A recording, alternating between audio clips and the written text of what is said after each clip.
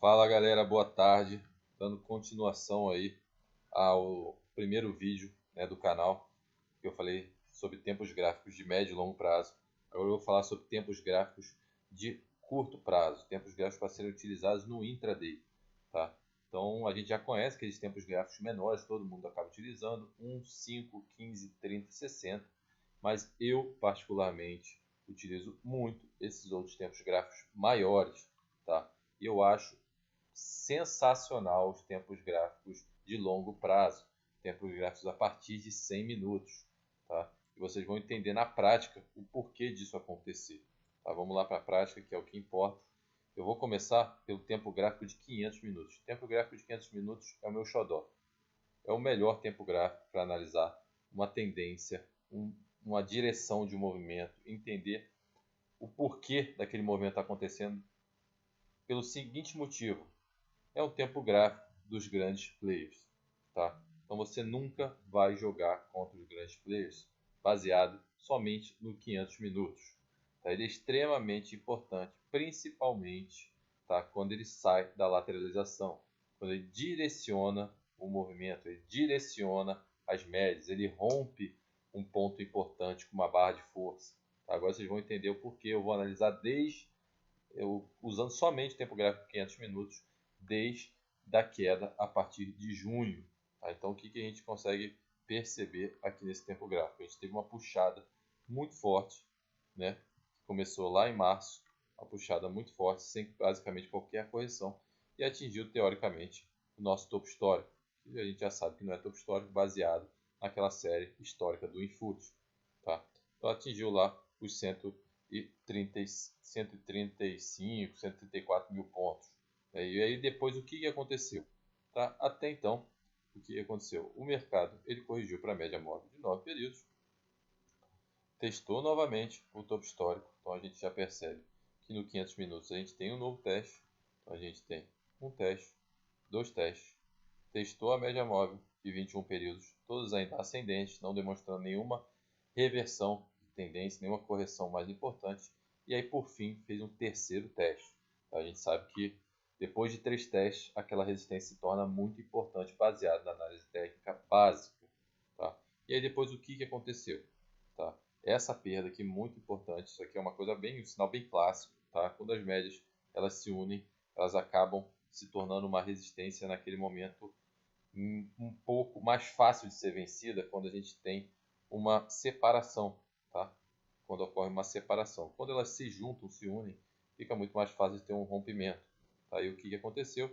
Houve um rompimento, mas deixando um pavio inferior, tá? Nada muito significativo, mas a gente já tem um primeiro sinal. Tá? Não vou entrar tanto em detalhes de médias móveis, mas a gente já tem um primeiro sinal, que é o cruzamento da média móvel de 9 períodos pela média móvel de 21 períodos. Tá? Depois o movimento ele acaba ali se desenvolvendo, né? E aí testa novamente a média móvel de 21 períodos, volta a cair, tá? E aí faz um outro teste na média móvel de 21 períodos, e aqui que começa a se tornar interessante. Aqui que a gente começa a ter a brincadeira, né, do tempo gráfico de 500 minutos. Só um segundinho, deixa eu abrir novamente o aplicativo para poder desenhar na tela. Vamos lá. Pronto. E é aqui que se torna interessante o movimento. Aqui a gente percebe que o fluxo é teoricamente para baixo. Tá? A gente já tem médias móveis inclinadas para baixo. E aqui a gente tem a primeira grande barra no 500 minutos. Tá? Então a gente já entende que os grandes players estão querendo jogar o mercado para baixo. Certo? E aí acaba ocorrendo uma indecisão. Tem outra barra de retorno à média. Mas assim a gente já tem inicialmente médias para baixo. Tá? Aqui a gente já tem um segundo sinal interessante, que é o cruzamento, que a gente começa aquela famosa dead cross, tá? Que é o cruzamento de uma média mais curta por uma média mais longa, que é o cruzamento da média móvel de 9 períodos pela média móvel de 50 períodos. Tá? Já evidenciando uma fraqueza, né, do movimento de alta. Tá? Posteriormente a gente acaba ficando nesse range aqui. Tá? Esse range aqui acaba sendo um range de lateralização. Você vê que ocorre uma briga importante, então o 500 minutos em termos de barra elefante ele acaba se tornando menos significativo, tem uma barra de força compradora, uma barra de venda, uma barra de força, tá? Barras elefantes inversas e oposições inversas, tá? Depois a gente tem um terceiro sinal, então a gente já teve o primeiro sinal, que é o cruzamento da média móvel de 9 pela de 21, um segundo sinal, cruzamento da média móvel de 9 pela de 50, e agora um terceiro sinal bem mais importante, que é o cruzamento da média móvel de 21 pela média móvel de 50 períodos. Tá? E aí a gente consegue perceber, tá, que aqui ainda tem essa lateralização. Tá? Mas qual é a figura gráfica? Bem interessante, que a gente consegue perceber bem fácil pelo 500 minutos. A gente tem um oco. Tá? Ombro direito, pescoço, ombro esquerdo. Tá? Topo duplo, ficou até mais significativa a força. Tá? Né? Um segundo ombro configurado com topo duplo. E o que a gente percebe? Aqui é o pulo do gato. Né? O que a gente percebe então? Uma nova barra elefante, rompendo, né, essa figura gráfica de importância. A gente tem aqui uma barra elefante, tá? Rompendo, né, o oco no 500 minutos, mostrando novamente que aqui a gente teve um rompimento importante, segundo rompimento importante, mostrando que o mercado está para baixo, tá? Médias móveis para baixo, nenhum cruzamento de médias para cima. Tá? Então a gente tem várias coisas que falam a favor de queda. Tá? Não tem recuperação, não tem queda, não tem notícia. Youtubers falando que ia recuperar, ia voltar para 145 mil pontos. No curto prazo, me desculpe, não existe isso. Tá? E aí, o mais interessante, no 500 minutos, a gente teve uma perda desse oco, né? Um rompimento desse oco, cruzando aqui a média móvel de 200 períodos. Tá? O quarto sinal importante, e depois se confirma, ocorre aqui essa congestão, e se confirma pelo cruzamento da média móvel de 9 períodos e a média móvel de 21 períodos pela média móvel de 200. Tá? A gente tem então outro cruzamento da morte, outro dead cross. Tá? E aí a gente tem barras elefantes, né, consecutivas no 500 minutos, só mostrando que a tendência era mesmo para baixo, até que achou aqui o fundo. Tá? Aí você vê que cruzou, então outro dead cross aqui, cruzamento da média móvel de 9 e a de 21 pela 400, e aqui segurou na 400 Wilder.